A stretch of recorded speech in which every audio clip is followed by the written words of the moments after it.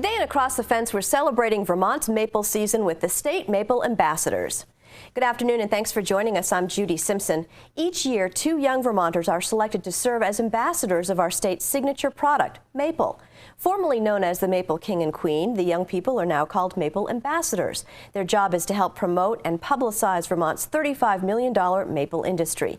Joining me this afternoon are the current Vermont Maple Ambassadors, David Lambert of Randolph and Ellis Wright of Enosburg Falls. Welcome to both of you. Thank you for having us. Now tell us a little bit about how you became Maple Ambassadors. Alice, maybe you could start out. When did you decide you wanted to do that? I decided I wanted to become the Maple Ambassador of 2012 when I found out about it from a friend who recommended that I apply because I have a deep history of maple ambassador, or maple industry, sorry. And I thought it would be a good experience for me getting a little more in touch with the modernized technology and the updating maple industry. And how about for you, David? Well, I thought it would be probably the best way I could promote maple in Vermont and New England. I think people really react to having young people present at events and things. I think it's really refreshing for people to see the next generation interested in maple. Let's talk a little bit about your background. You're from a maple family. Yes, yep. Tell me a little bit about that. Well, my grandfather started our maple industry, Paul Silloway, in 1935, I believe, and so I'm the 3rd generation, and we've expanded hugely. He started with buckets. We're on high vacuum and pipeline. We're at 6,200 taps this year. Wow. And we've had a great year so far. We're hoping to make 3,000 gallons, and we're well on our way. So that's terrific. And how about your family, Alice? I'm the 8th generation of our maple sugar bush, and for a while we took a break from it to focus on our dairy farm. And in the past couple years, we've gotten back into it, and we had pipeline, and we've always used buckets. And we are currently updating our pipelining, but we still have buckets because we can't seem to let go of the older fashioned way of sugaring. That's very quaint. Now, let's talk a little bit about what you had to do to become Maple Ambassadors. You want to start out, Alice? To become a Maple Ambassador, you had to be between the ages 16 and 21, and you had to be in high school. You had to have a background with sugaring, and you had to go through an interview with the former Maple King and Queens, and it was a good experience to be able to talk to them and get their input on their experience being Maple King and Queen. And we had to fill out an application as well. I don't know if you have anything else to add. yeah, that about sums it up. It was kind of a process. We had to write the essay and have a reference letter, but definitely well worth it. Well worth it. And this all took place at the St. Albans Maple Festival, Yes, we should yep. say. So that was almost a year ago for you guys. Now this year's Maple Festival is coming up April 26th, 27th, and 28th. Why do you think that the festival is so significant? It's kind of a landmark for maple in Vermont. It's like the center of everything. There's a parade, there's food, maple products for sale. Ellis, probably you know a little bit more about it than I do. Yeah, I've been going to the Maple Festival in St. Albans since I was very young, and I've always helped my grandmother in the maple booth selling creamies and sugar on snow and maple milkshakes, and it always seems to be the most popular booth on the street. And I think the Maple Festival is significant to really get maple out to the public, and they seem to really appreciate maple syrup when they see the process of how it's made, and that's also available at the Maple Festival. Is there a particular part of the festival that you like the best? I am always a fan of the parade. I like seeing all the bands and there's also a lot of maple promotion in the parade, so that's really nice to see. And how about for you, David? Probably the food. I love food. There's the baked goods and everything is great. So. Now I know you have a personal favorite recipe. We were talking a little bit about this. It Yes. involves donuts. Raised donuts. My sister, Rebecca, makes the best raised donuts in Vermont, I think. So that's incredible. To dip it in warm maple syrup fresh off the evaporator. So yeah, that's my favorite. Yeah, there's nothing like warm syrup. No. Now, what are some of the things that each of you have done during the past year as Maple ambassadors? David, why don't you start out? Well, we went to the Big E in Massachusetts, and that was a great experience. There were thousands and thousands of people there.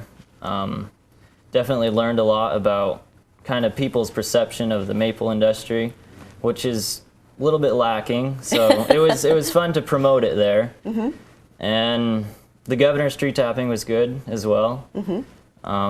That's a great event. So those are two of my favorite, I guess. So Ellis, tell me a little bit about what it was like at the Big E for you. I have been to the Big E several times with dairy cattle, but I've never been for maple. And when we got the chance to go to Vermont Day at the Big E, it was great to see how people like to find out about maple and also how much they don't know about it. And it was really a great experience for me to be able to inform them about how maple syrup is processed and the different types. And it was nice to be able to help them choose their favorite type of syrup. And so, are you surprised that a lot of people actually know very little about how syrup is produced? Right. We definitely need to step up the promotion, I think. Maple's becoming more and more prominent in Vermont, and it's a growing industry, so I think we need to start promoting it even worldwide, overseas. So, are people surprised at just how much work it does take? That's definitely true. People complain it's $50 a gallon, but you're spending hours and hours in the woods and in the sugar house. It's a lot of work, for sure. And so, what are some of the things that you learned from your experience this past year? I've learned a lot about the tools and the new evolving technologies that are being used, some that are not even thought of being put into our sugar bush at my house. But it's very interesting to learn about all these new technologies and how to manage your sugar bush. I find that very interesting. How about for you, David? Probably the most significant thing I've learned is people's opinion of the maple industry and just the need for promoting the industry more. Because do you find that once people have that education and then can taste the product, they're more willing to pay the money that it will take? Absolutely. Yes, yeah, once they know what goes into it, yeah, for sure. And so, what was the toughest part? I mean, I can't imagine you had to do a lot of public speaking and meeting with the public and be in front of large groups. Was that easy for you? No, not easy, but a good experience. It's definitely good practice to do that type of thing. So. And how about for you? It was definitely difficult. I mean, still a little bit nervous, but I was thankful to be around and get people's opinions. And at the Vermont Farm Show, I was really. It was interesting to listen in on the conference that we got to be at the Vermont Farm Show this year. What were some of the things that were talked about? Some of the regulations and how to register your sugar house, and other things like that I had no idea had to be done in order to produce maple syrup and sell it to the public. How about for you, David? Yeah, the farm show is definitely good. Sugar house inspection and registration, I think, is definitely a good idea, and I'm sure it's going to happen soon, be mandatory. there are a lot of operations that are not up to par, and I think that needs to be addressed. So that was a good thing that happened at the farm show. And so do you think that being an ambassador has sort of changed the way you maybe look at the maple industry? Yeah, it's definitely broadened my perspective a lot. I kind of had this narrow idea, make maple syrup and sell it, but it's a lot more than that. Definitely need to have good public appearance, which is something we're all working on. And how about for you, Ellis? It was an eye-opener again, to see all that goes into making maple syrup Vermont quality, because we're known for it. What advice would you have for other kids your age, maybe who are thinking about becoming an ambassador or trying to become an ambassador? I would say do it. It's a great experience, a learning experience, and not only that, but it does help promote the maple industry for sure. And so what do you think about the future for you in maple? Do you think you'll always be involved in maple in some aspect? Somewhat, yes. I know my family will always be involved in maple. I'm kind of heading towards a different career, but yeah, definitely somewhat. Now tell me a little bit about that too, because you're in school. Where are you going to school right now? I'm at Vermont Tech right now, studying diesel mechanics. In the fall, I'm going to Virginia to Patrick Henry College, studying political science. So that'll be a whole new world for me, for sure. That'll be great. Yeah. Do you think you want to be a politician? No, not at all. I don't know. I want to be involved in human rights and promoting that. So. That's excellent. And how about for you, Ellis? Where are you going to school?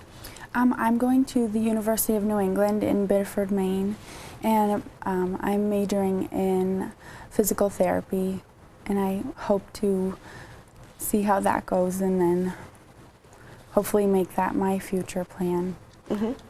But I also hope to always have maple sugaring in my life throughout it. I may not be the leader of it, but I'd always like to go visit. And so your year is coming to an end soon, because the Maple Festival is coming up, and we're going to talk about that in a minute. But what are some of the memories that you're going to have to take with you and some of the experiences? Well, this is one of them. Being on Across the Fence? Yeah.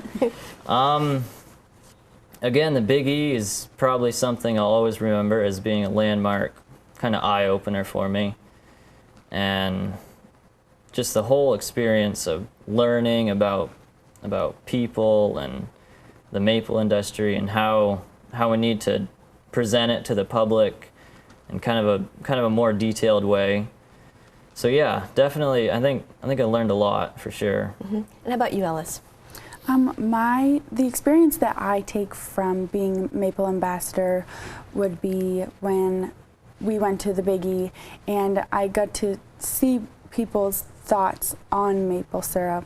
And one of my favorite moments of my experience as a Maple Ambassador is when a customer asked for sugar-free maple syrup. And I was very dumbfounded by that question. I wasn't sure if she was serious, but it was it was very interesting to see that people think that's an option. But well, it's interesting too, because people think that, well, what else is in it? Well, it's nothing. Yeah, there's nothing. Yeah, it's pure maple. You don't add sugar, you don't add salt, you don't add coloring. No. Do people think that you color it intentionally to get the grades, the different grades? I've never had someone say that to me, but yeah, probably that happens. Well, that's excellent. I want to thank you both for joining us today. There's going to be plenty of maple at the 47th Maple Festival. The festival runs April 26th through the 28th in St. Albans. For schedule and information on the festival, you can go to vtmaplefestival.org. The website is also where you're going to find information on becoming a Vermont Maple Ambassador. Go to vermontmaplefestival.org. I want to thank you both. You've done a great job. Thank you for having me. And well done as ambassadors, too. Thank you. That's our program for today. I'm Judy Simpson. We'll see you again next time on Across the Fence. For a video copy of today's program, call toll-free 1-888-ATF-3430.